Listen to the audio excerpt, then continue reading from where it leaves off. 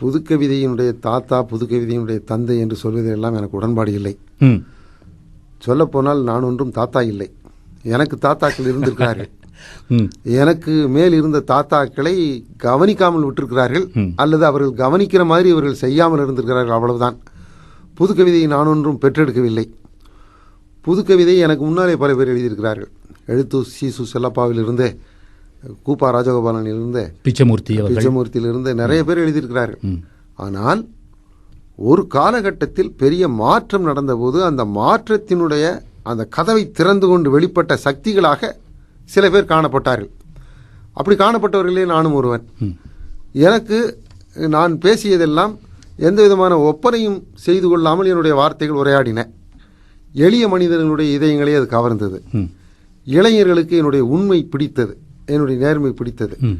என்னுடைய உணர்வுகளும் அவர்களுடைய உணர்வுகளும் ஒன்றாக ஒத்துப்போன போது அவர்கள் புதுக்கவிதைக்கே நான் தான் எல்லாம் என்று சொல்லி சொல்லத் தொடங்கிவிட்டார்கள்.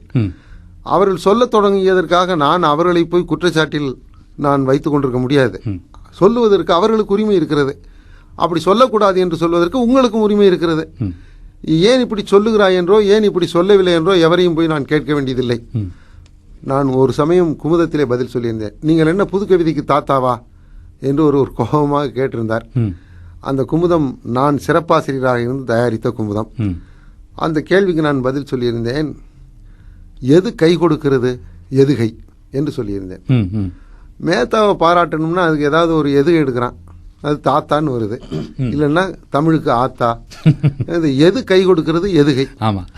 அப்புறம் நான் சொல்லியிருந்தேன், குழந்தை மனம் கொண்டவர்கள் கூறுகிறார்கள், கோபித்துக் கொள்ளாதீர்கள்.